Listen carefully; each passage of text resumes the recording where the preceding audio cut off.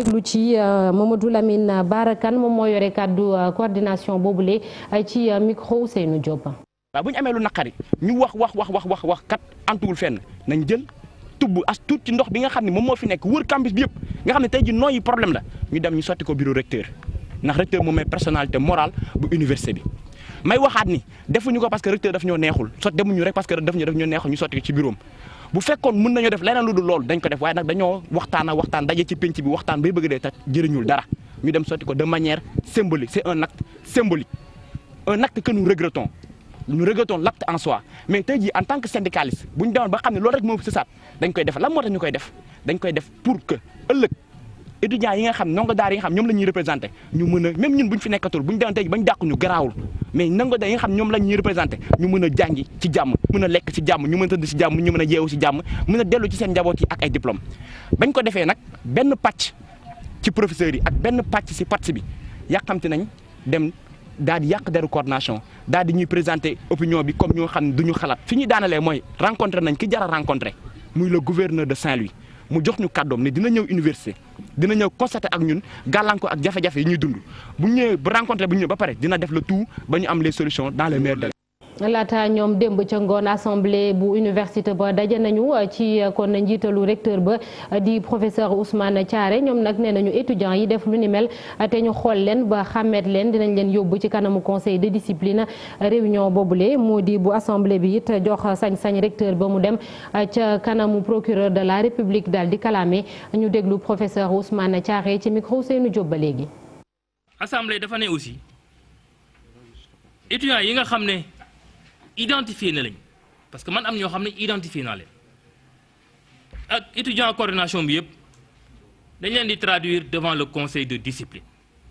loolu dafa am nu muy doxee aussi université. assemblée aussi mu ngi laaj état bi ak autorité universitaire yëpp bu ñu amati interlocuteur yi nekk coordination des étudiants. mënu duñ ñoo nekk ñoo xam ne dañuy toog ak ñoom di waxtaan parce que je pense que li ñu def aussi graw na graw boo xam ne kenn mënu ko qualifier beneen bi mooy assemblée dafa demander recteur ne ko da ngay porter plainte au niveau du procureur de la république porter plainte bi du yow rek en tant que recteur mais aussi porter plainte ndax dégradation yi nga xam ne université aussi subir na ko parce que am na yàq-yàq yu fi am. professeur Ousmane Thiaré ngeen doon dégg noonu moom mooy kon recteur bu université Gaston Berger bu Saint-Louis ci loolee la ñuy waxtaanee tey ak suñu gan di professeur Malick Fall maa ngi lay nuyu. maa ngi lay fay soxna professeur yow yaay secrétaire général bu syndicat bi ëmb jàngalekat yi ci daara yu kawe yi di SAES gis nañ li xew fële ca UGB xañ na waxoon nañ ko démb am na tamit kenn ci seen naataango bu ñu song foofule lan nga jàpp ni moo tax ba ñu egsi ci lu mel nii foofu ci université Gaston Berger ñu dem bay agressé recteur bi fekk ko ci bureau di def lu ni mel. waaw jërëjëf soxna si maa ngi leen di gërëm ci invitation bi ngeen ñu invité tey ci seen plateau. ba ñu mën toog waxtaan ak yéen ci dal ci li nga xamee ni moo xaw ci université Gaston Berger de Saint-Louis ñuy fàttali rek ni lii am tey li am bërki démb ci àllarba ji muy le 10 avril suñ ko xoolee bu baax a baax dafa nekk rek benn continuité ci li nga xamee ni amoon na fi en mai 2018 xëy na mai 2018 lu taxoon mu metti ba ñun ñëpp ñu dugaloon ci suñu loxo mooy dafa amoon bakkan bu ci rot bakkan boobu rot taxoon ñun ñëpp ñu am benn sensibilité boo xamee ni animé nañu ba tax peut-être que lañu waroon def yëpp defuñu ko ndax jamono jooju étudiants yi dañoo dugg ci biir campus bu université Gaston Berger de Saint-Louis am yu ñu ciblé pour taal ko. rectorat bi bokkoon na ci ñu taal rek ñu dem ci rectorat bi dinañ ko yàqat ba mu yàq ñu dem ci bureau. service su li nga xam ni mooy ressources humaines maanaam ñun suñu këyit yi nga xam ne bu ñu commencé jàng bu ñu recruter ba ñuy retraité foofu la suñu këyit yëpp denc ñun ak yeneen personnels yi ñu jël yëpp lakk ko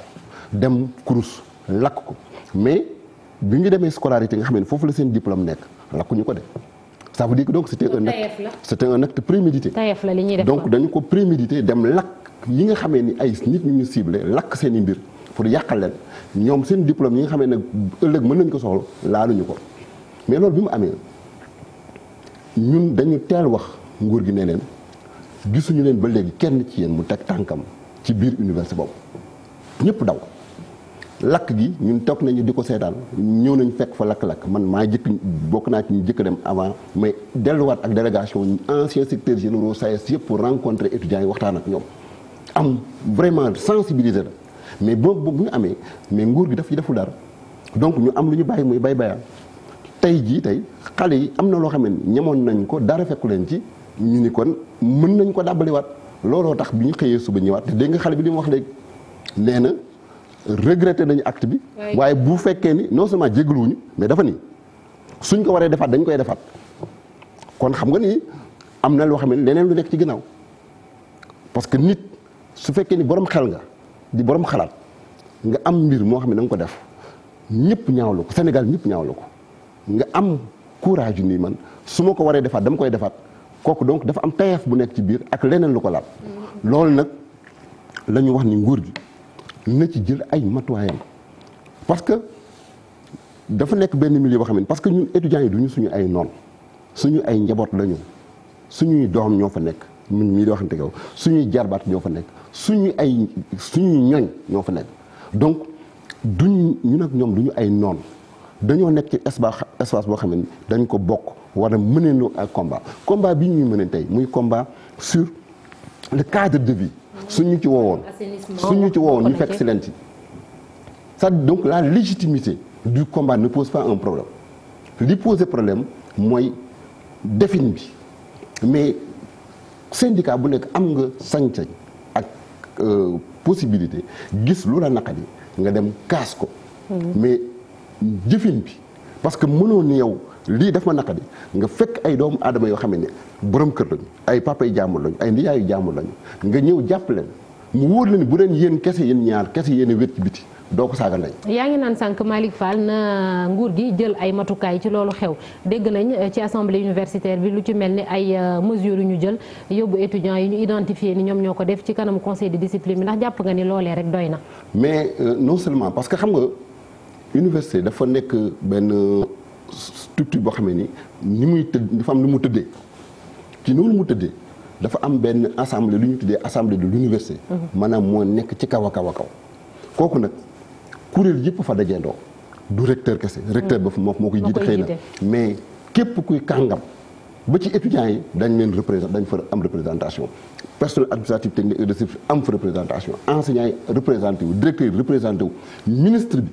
de l'enseignement supérieur ministre de l'économie et des finances ñooñu ñëpp dañuy am seen représentant bu ñuy def assemblée de l'université boobu ñooñu nag ñoo daje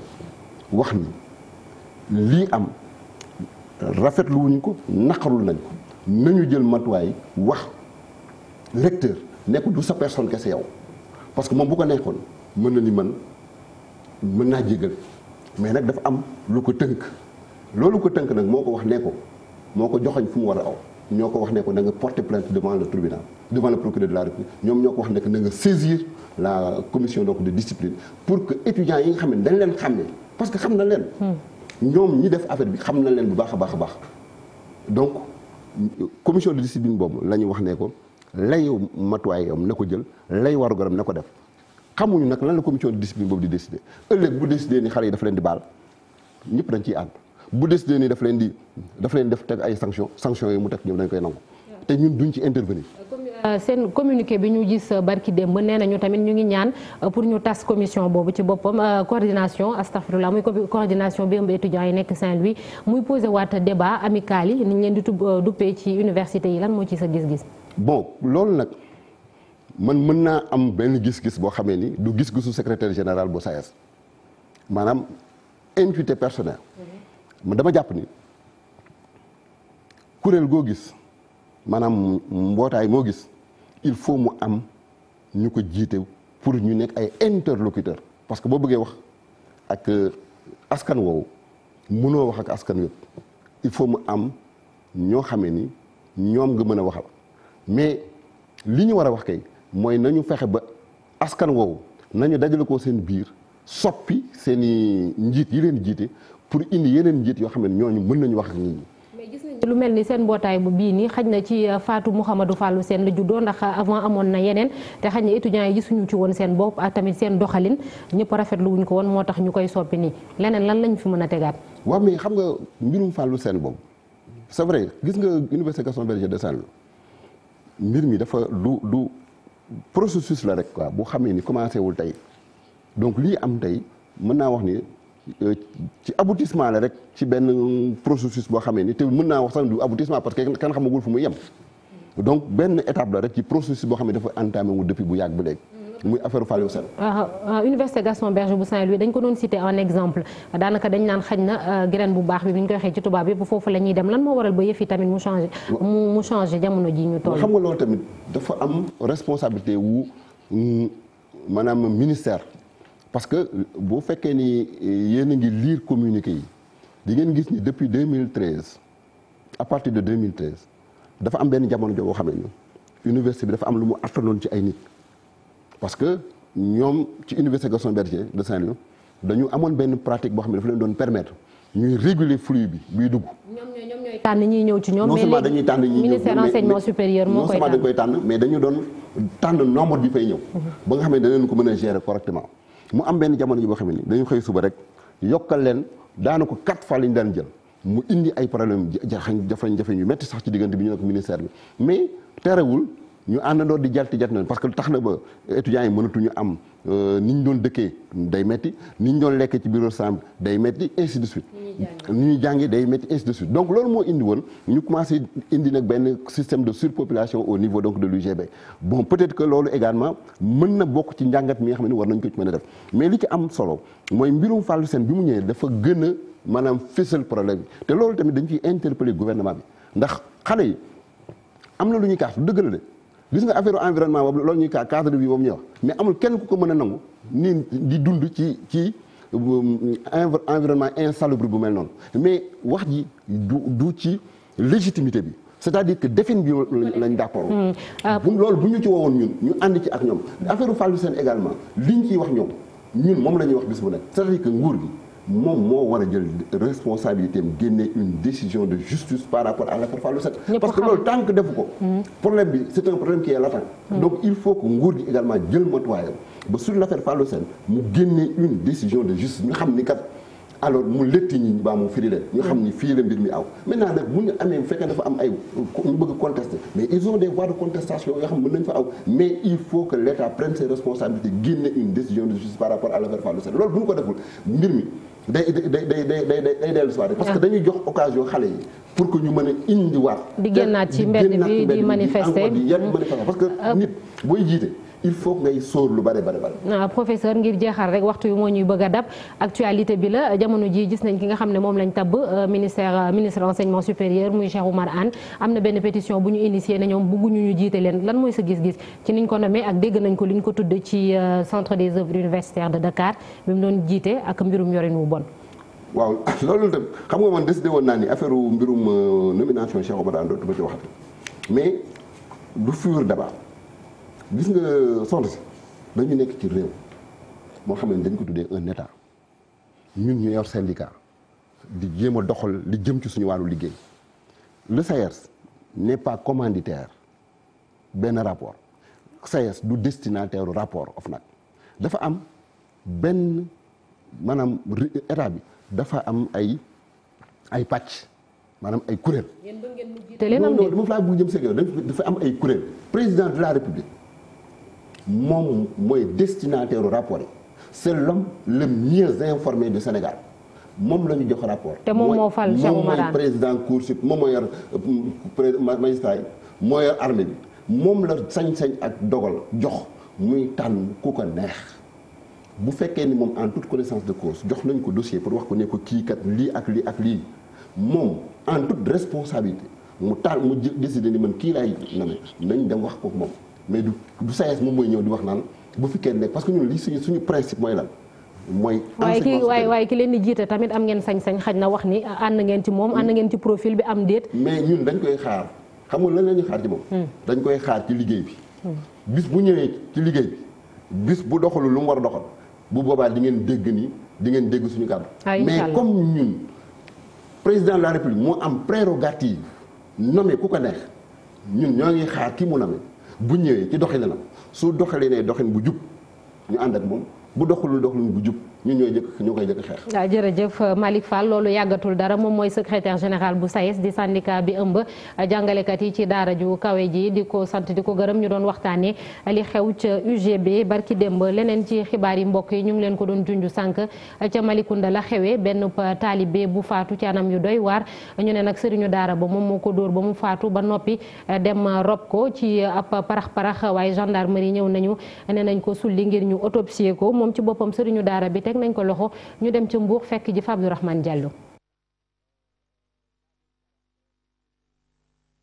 ginnaaw bi ñu déggee ni xel bu ñaaw ci ab taalibe bi nga xam ni dafa faatu ci Daaru Murit village bu nekkee ci taaxum ci commune Malicounda ñii di gendarme yi daal nañu dem ci bërëb bi ngir xam lu fa xew démb nag ci mercredi bi lañu daal di dem ci bërëb boobu bi ñu fa yeggee fekk fa sëriñ si ginnaaw ga ñu waxtaan ak moom def ay enquête ba noppi laajte ko fan la ñu robee taalibe bi ci la leen yóbbu ba ci bërëb bi gendarme yi ak sapeur yi daal di sulli néew taalibe bi nga xam ni am na sax lu toll fukki at ak ñaar ginnaaw ga nag lañu daal di tijji ab l'enquête li ni mel sax a tax ñu jàppandingum sëriñ bi teewul tey jii ci jeudi bi delluwaat nañu ci taaxum ngir wéyal l'enquête bi waaye tamit am na ci ay ñenn ñi nga xam ni jot nañ leen déglu ci fàttali taalibe bi mu ngi génn àdduna ci samedi 3h du matin laataa ñu koy suul te kenn yëgu ko bu ñu sukkandikoo ci ay xibaar nag njortu nañ ni taalibe boobu sëriñ si moo ko dóor ba dóor yooyu ci la faatu.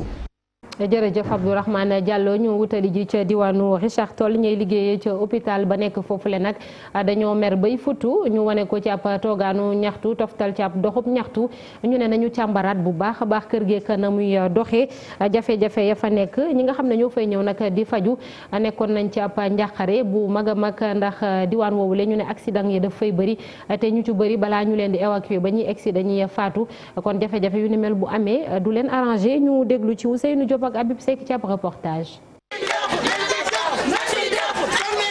hôpital bu Richard Toll ay jafe-jafe lay dund jamono jële tax nag ñiy liggéey ca bërëb bu ni mel daal di génn ci mbedd mi wane seeni naqar nee nañu hôpital bile jafe-jafe ya muy am doy na waar te itam état bi war na cay jël matukaay. hôpital Richard Toll est en faillite suux na nañu dimbale te yàlla tax ndax population Richard Toll fii dafa am gannaaw Jakarta yi toujours ñu ngi def accident mais boo ñëwee fii doo fekk sax médecin de garde. garab amul analyse amul buñ la évacuer Saint-Louis 106 kilomètres bala ngay egg da ngay dee ci yoon bi. noonu tay noonu boo ñëwee ordonnance buñ la ko bindalee ñu la dem boo demee ci biir ñu ni dara amu fi gan sax boo feebaroon di faju gan sax da nga koy jënd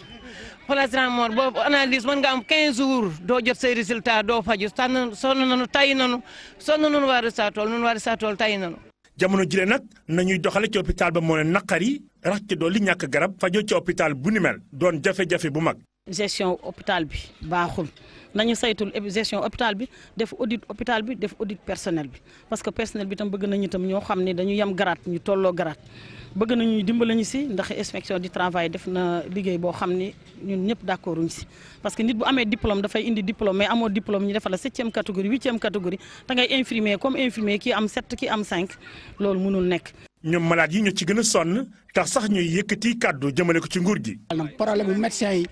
vraiment loolu lépp daal ña ngi koy déplorer ña ngi koy ñaan gouvernement bi yooyu yëpp mu taxaw si mu jàppale hôpitalu Gaaya hôpitalu Richard Toll pour vraiment mu jëm si kanam. hôpital bu Richard Toll ay téeméeri village la ëmb fii nag jafe-jafe ya muy dund moo tax liggéeykat yi génn wane seeni naqar ni doy na te état bi war nay jël matukaay ngir mu bañ a suux. askan weeg seen i jafe-jafe ba léegi ca diwaanu Tambacounda ab association bu tudd action soldat Diakha moom nag di ñaawlu bu baax a baax anam yi askan wi du dundee foofulee bëri na lu leen manqué lu ci mel ni ay école wala bu ñu feebaree sax naka dem faju ba tax na ñu ne nañ leen ca gestu lu ci bëri ay village ñu ngi bokk ca Missira Moussa Oumar Gueye ci ab reportage. action soldat Diakha daal di amal benn doxu ñaxtu ci Missira yoon bi nga xam ni moo jëm ci Kédougou.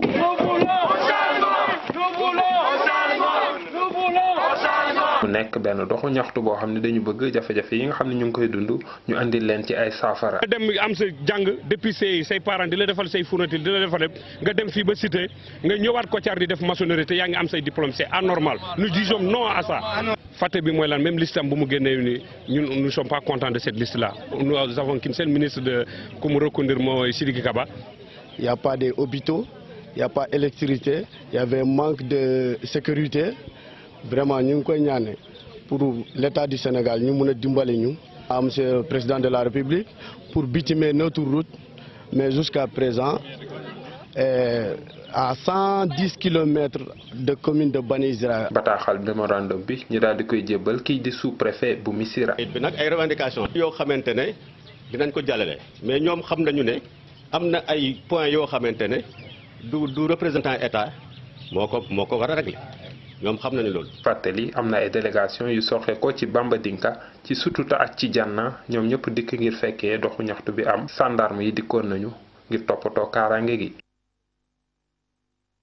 lu ko soriwul torop noonu ca bët saalumu réew mi Jakunda benn commune bu mag a mag la ñu xam ko bu baax a baax ci wàllum mbay lay tukkee ca suuf si soxna yi di yëngatu ci mbayuma ceeb waaye nag ay ab diir a ngi ni ñu am ay jafe-jafe xamatuñu fenn fu ñu bayee xorom si moom moo leen sonal 8 ñu ne nag faw ñu wutal leen foofee ay barrage anti-sel ngir seen i jafe-jafe daal di jeex ren jile nag ñu ne dinañ samp ay garab yu bëree bëri ngir mu jàppale leen ci jafe-jafe yooyu lay Bakary Konte ak Khali Diané. ci at yi nag production agricole dafa wàññeeku loolu ci commune bu Jakunda lu ko waral xorom si nu mu nangoo ca faro. xorom bi instant yi gis nga mu ngi nangu suñu tool yi voilà suñu tamit forêt bi tamit la même chose xorom bi moom voilà mu ngi yàq yëpp dëkk bi daal suñu mama yi dañoo sonn instant yi il faut elles sont obligées ñu en tout cas di dem ci yeneen dëkk yi voilà pour mun a am foofu ay tool te ñun ñu ngi fii dëkk fii côté yi fu ñu taxaw nii ya sax ça ne fait même pas 10 ans fii la ñu doon béyee mais instant yi sal kii bi xorom bi nangu na lépp. at yi ñu fi jógee moom vraiment finalement gën a production bi dafa baissé de telle sorte que finalement suñu maman bu ñu béyee finalement duñ ci am dara donc te loolu moom te ñu ci sonn nañ ci trop te gis na que vraiment xorom bi nangu na yëpp suuf si. dañuy dem ci yeneen dëkk yi pour ñu mun a ñaan seen suuf mun a béy. Jakunda nag ñu ngi ñàkk seen palmarès ndànk-ndànk lu ko waral nag mooy xorom si wante nag ñi ne pour ñu sauver ko il faut ñu amal ay reboisement at bi. mën nañu reboiser mangrove mën nañu reboiser mangrove bi ak yeneen essence nga xamante ne ñoom kii bi sel bi kii xorom bi sonalu leen comme ay eucalyptus ay yenn acacia nga xamante ne mën nañ fi acacia Sénégal mën nañ fi survivre ci mën nañ tolérer sel bi aussi mën nañ aussi reboiser mooy palmeraie bi gis nañ ni loolu day tax ba palmeraie bi gën a amaat doole parce que boo xoolee ba xool gis nga palmeraie bu bëri ay palmeraie yu bëri dañoo daan fu mu toll nii. ñu amee ay dig anti-sel des trucs du genre yu mel noonu dinañ mën a wàññi un peu l'avancée de la langue salée. ci journée culturelle yi ñu doon amal ci Jakunda ndaw yi di ne dañuy taxaw temm pour daal di aar seen i suuf wante tamit seen palmarès loolu moo waral ba président bu congrès bu Jakunda Sanogo Goudiaby di ne gouvernement bi Sénégal na leen jàppale ñi daal leen tabaxal benn barrage anti-sel. ñoo fare ca bassin arachidier bi ñoom nag ñu ne li ñuy xaar ci seen jëwrin bu bees bëri na lu ci mel ni nag bépp dogal bu muy def moom Moussa Baldé mu boole leen ca ñoom béykat yooyu la ak wàllum intrant yi muy campagne kon agricole bi buy door lépp lu ñuy soxla ñu teel leen koo jox balaa benn retard di am rawatina nawet bi nga xamante ni léegi mu egsi Ibrahima Diamé daal dinay taataan seen i jàmbat ak Omar Ndiaye. En ce qui concerne le ministère de l'Agriculture, moi je pense que les choses sont dans des situations vraiment normales du fait que l'ex-ministre qui était là avait posé les jalons d'une agriculture moom jafe-jafe mënatu fay am dans la mesure où ki fi nekkoon vraiment am na lum ci doxaloon lu nga xam ne tey jii yaakaar naa ki ñëw bu ñëwee rek tegu ci yoon rek foog naa ne lu ci bari dégg nga maam dana yomb ci moom donc moom bu ñëwee mën a déglu nit ñi dégg nga maam daf concertation dégg nga maam aller sur le terrain xam la réalité des choses yaakaar naa ne bu góorgóorloo rek dina mën a dem ci biir loolu nag am na dossier bu nga xam ne vraiment mu ngi taxaw fi mu nekk nii moom moo taxaw daar muy problème mu semence yi ak problème intrant yi ak problème notification yi parce que li doon baax fii moo daan dañ daan teel a joxe semence yi dégg nga te loolu bu am lu ko tardé lu nga xam ne dégg nga maam moo doon campagne électorale bu duggee sur le terrain rek nag gaaw dégg nga maam lever dossier yi parce que Macky Sall moo wax fast track donc nañ gaawal dossier yi donc dossier boobu daal vraiment fi mu nekk nii moo nekk stable am na ci góorgóorlu le plus rapidement possible ñu mën a fexe ba nga xam ne danañ mën a jot seen i jiwu ak seen i engrais bu yàlla ji tawee rek ñu profité ji si nji mu njëkk mi. xibaar yi ci wàllum politique ñu ngi koy waxtaanee fan yii yëpp poste premier ministre dañ koy dindi ci réew mi waaye mu di loo xamante ni balaa muy am dañ ko war a waxtaanee gis-gisu Alioune Tine la moom mi jiite Afrikajom Center jàpp nag ni démocratie ci réew mi dafa tawat moom nekkoon président bu RADDHO tamit ak équipe am dañoo amaloon benn atelier benn waxtaan wu yaa ca Saly Portudal ci institution yeeg ni ñuy doxee fii ci réew mi Abdourahmane Diallo ak Mamadou Gueye. di gëstu ci feebar bi nga xam ne ak ay jàngoro yi nga xam ne ñoo dal suñu démocratie parce que bu fekkee ne wote nañ ba pare te gis ne kii nga xam ne moom moo gañe ñi nga xam ne ànduñoo ak moom ne reconnaître gisuñu ni moom mooy président du ni moom mooy gañe loolu feebar la parce que élection rek moo mun a fexe ba nga xam ne dina ne kii moo mun ne président kii mënul ne président bu fekkee ni loolu mënuñ bokk d'accord ci loolu mooy dañu feebar nan la ñuy def ba d'accord ci loolu. loolu nag il faut que ñu liggéey ci kuréel yi nga xam ne ñooy doxal loolu muy Sénat muy conseil constitutionnel gis nga conseil constitutionnel 2012 dañu ko ŋañ conseil constitutionnel bi muy délibéré bi yoon tam boo xool mesures yi ñu jël c'est exceptionnel nan la ñuy def ba nga xam ne waa conseil constitutionnel. bu ñu waxee rek ñëpp bokk d'accord ne lii ñu wax mooy yoon ñëpp ànd ci nga ne opposition nga ne pouvoir parce que dañu naan ñun démocratie boo xam ne majeur nañ waaye tout élection rek te démocratie fokk ñu xam ne du élection rek démocratie fokk ñu waxtaane ko. mbokk yi ngeen baal ma kon Alioune Tine bu Afrikajom Center moom ngeen doon dégg sànq album bi di mën-mën bu Habib Faye ak Ablaye Cissokho léegi mu génn fukki fan ak juróom-ñeent ci weeru avril mu di benn liggéey ngir sargal moom mi artiste bassiste boobee dëddu àdduna ñaar fukki fan ak juróom ci weeru avril atum 2018 démb amoon na benn séance d'écoute bu ñu amal bëri na artiste yu fa teewoon ku ci mel ni Fallou Dieng kii di bu Cissé bu Super Étoile wala boog sax Vieux Mag Faye moom mi mag ci kii di Habib Faye Aïssatou Paye Fala Kaba Camara. daf ko bëggoon bu yàgg-yàgg liggéey ak Habib Faye ci lu mel nii ndaje bi am li mu joxe nag mooy ñaari instrumentiste yu doy waar yu daje.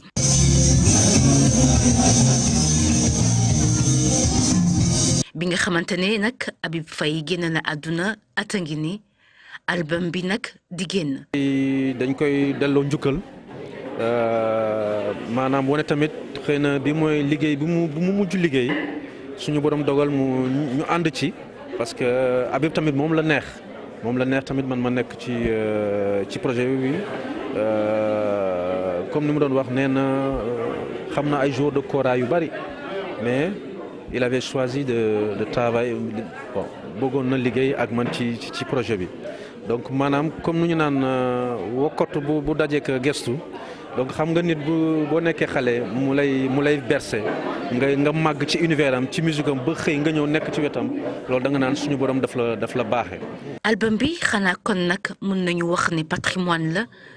Vieux Mag Faye lim ñu xamal mooy ne dafa mel ne rek album bi dafa libéré ñëpp. je crois que c'est une excellente initiative bu ko Ablaye ne daf koy génne c'est une excellente chose parce que dafay wax aujourd'hui dafay libérer nit ñi quelque part dañ ne Habib comme Ibou Cissé l'a dit. am na lu mu bàyyil nit ñi comme dara comme dem na mais il nous laisse quelque chose donc c'est très fort et l'album vient à son heure après H2O. mu nekk nag wokkatu bu dajeeg gestu album bi ngeen di gis nag Habib pièce bu nekk am na nu mu si liggéeyee. bamtuwaat rek ne dafa mel ni ne te ñu ne ñaata doom nga am nga ne nangami bant laa am ñu ne la kañ nga ci gën a bëgg. loolu xam nga mën na ko da nga naan ñii ñëpp sama njaboot lañ waaye kii Ali la tudd kii Demba la tudd kii Idrissa tudd ñoom ñëpp maanaam kenn mën dem bàyyi moromam donc côté boobu moom parce que bu ci nekk rek am na solo parce que nit buy ñëw ci àdduna rek am na lu muy àndaale donc ni ñu ko waxatee bu ñu xoolee maanaam yi ñu tëgg yëpp bu ci nekk am na lu mu teg bu ci nekk loo xam ne am na njëriñ mais bu ñu xoolee tamit ci woy yi li mu wax insisté na lu bari ci biir Afrique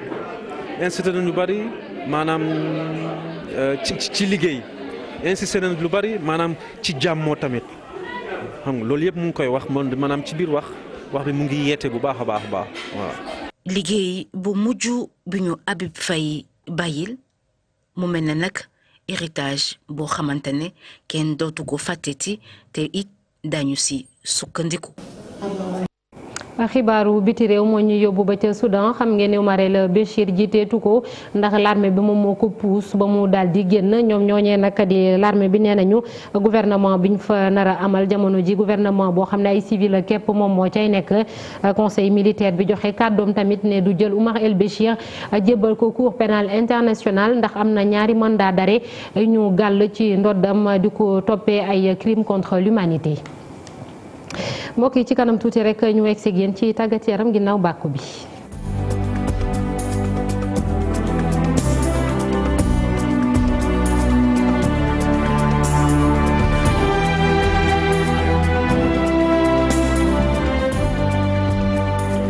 football ak CAN 2019 bi ñu nar a amal ca Égypte juin bi ñu dëgmal tey jile ci ngoon tirage au sort bi di am ca capitale ba di Le Caire bu juróom-ñetti waxtu jotee 24 équipe ñoo nar a bokk ci jongante ren bi li mu di guléet waaye Sénégal amul dara lu mu war a mën a tiit ci yeneen équipe ca nar a bokk loolu di gis-gis ancien international football bi di Moussa Ndiaye waaye nag gaynde yi faw ñu préparé wu bu baax a baax ci loolu le moom Moussa Ndiaye ñu déglu ko Cheikh Sadbou Diarra. dara du yomb boo bëggee dem ba final boo bëggee jël coupe bi day metti ci coupe bi da ngay tasante équipe yu baax yi tànk yaa ngi tasante ñoom di nga xam sa qualité fu mu toll te yaakaar naa ne football moom fu mu toll amatul lu ñuy wax xaar wala nangam da ngay dem jëli li nga soxla indi ko te yaakaar naa ne joueurs yi ñoom booy ak seen talent bi ñu yor ak fi ñu nekk war nañ mën a def lu loo xam ne waruñu wax ne tirage bi bu yombee wala tirage bi yomb ñun ñooy fas jom dem liggéey ko dem indiwaat ko coupe bi dañ ko soxla te ñoom xam nañ ne ñoom Sénégal soxla na ko. am naa confiance ci ñoom li ñuy wane moment yi aw ma lu ma ragal de te équipe bi am na fi joueurs yi am nañ waaw léegi nañ gëm rek sénégalais yi gëm nekk seen ginnaaw xam ne waaw lii mooy football daal bu mettiwul rek du ñu am ndam na metti ba ñu xam ne safara ngi nii ñu teg ci suñu tànk. jàppaleen ne Sénégal mi ngi ci chapeau 1 bi bokk kook Égypte Cameroun Tunisie Nigéria ak Maroc wàllu tàggat yaram la ñuy des ba léegi football Jaraaf moom nag dem na demi-finale ci coupe de la Ligue ñoom ñu dóor quart de finale lii di AS Pikine benn bal ci dara mu di but boo xam ne ñu ngi ko dugal ci 60e minute Cheikh Sadbou Diarra Mar Dieng.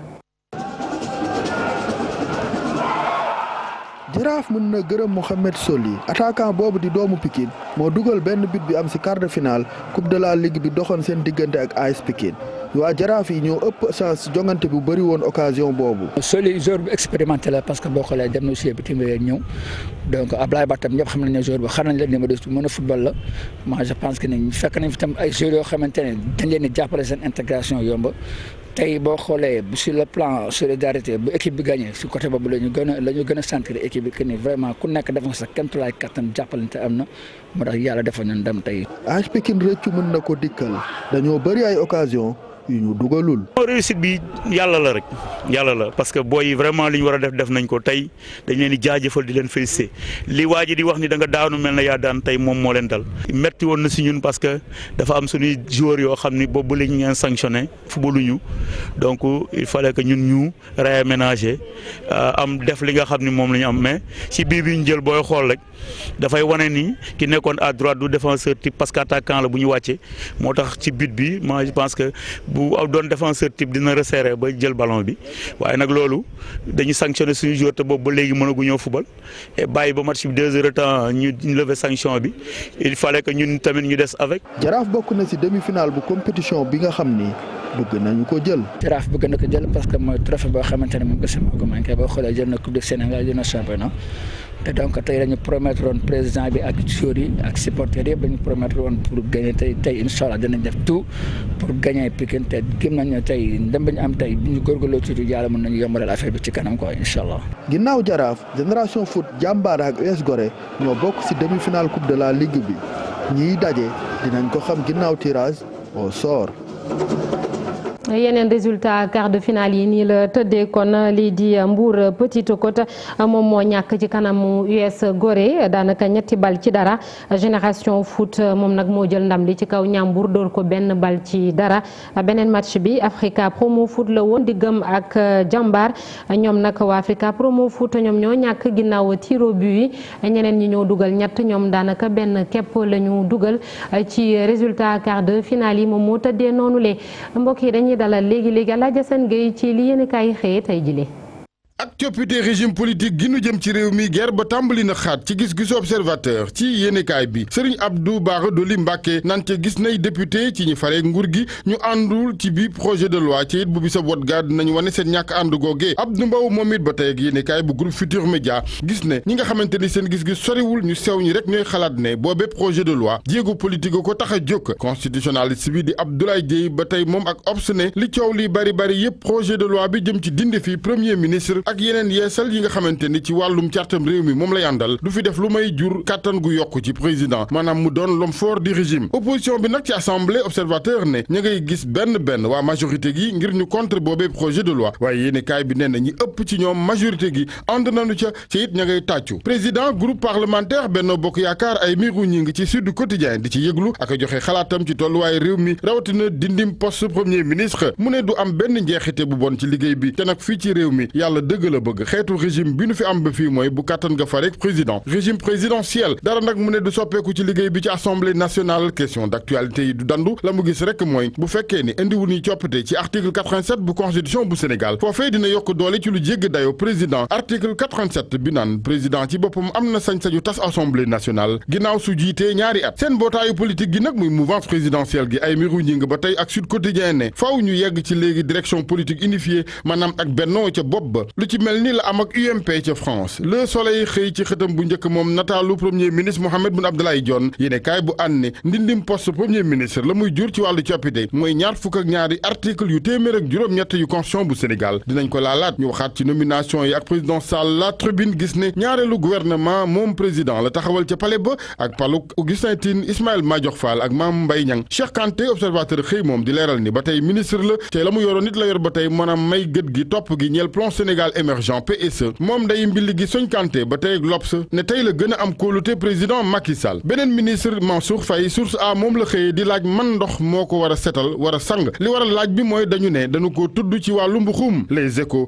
lam ko gisal moom Mansour Faye mooy doole ji yokku ci nguur gi soog a taxaw yéene kaay bi ne PUDC Puma Promoville CMU bourse familiale lépp ëmbi milliard ci loxoom la nekk Amadou Ba moom ñu jàpp ne dañu ko wàññil doole ndax DAGE di ministère affaires étrangères foqate nañu ko ci yoxoom Descos yéene kaay bi di Les Échos ne bawoo na léegi primature jëm ca ministère forces armées ga Sidiki Kaba jiite léegi enquête xëye ministère économique finance gi nu xar léegi ñaar ne nga duguro nataal di ñaar ñu nu ko séddale ci xët bu njëkk bu yéenekaay bi Abdoulaye Daouda Diallo ak Amadou Hott liggéeykat yi ñoom mbiri fonds commun yi waral jamono yi seen jiixi jaaxagunu nekkee xamuñu fu nuy taxawee leneen ci yéenekaay di fitna gawoon te université Gaston Berger bu Ndar Les Échos ne assemblée générale université ga ginnaawam ndaje sàkk nanu ci recteur bi mu yóbbu mbiri ci yoon maanaam ñu kalaame ñu nu ci ràññee yépp ci yàq ak toj gi ñaan nanu it ñu ne su fitna yeewootee foofe recteur dal di woote wàllu jëmee ci takk der yi assemblée université gi sàkku it ci kilifa yi ñu tas ba ñu reconnaître di coordination des étudiants bu Saint-Louis waaye yooyu étudiant nag di tontu seen sëriñ soosé ci Le Quotidien ñu ne su dee am na kuréel gu ñu war a tas SAES la syndicat autonome enseignant du supérieur Le Quotidien ne UGB daara ji du saf léegi ku gëlëm jamono yi xamatul fu muy teg tànk waa SAES dakkal nañu fa njàngale mi personnel ba ñoom ca daara ja ne dootuñu nangu étudiants yi di leen saax-saaxee li ñu war a waxtaane ci réew mi mu ngi ci yéenekaay bi di réew mooy longue détention préventive bi maanaam ñi nga xamante ni ab diir ci kaso bi kenn du leen atte boobaak léegi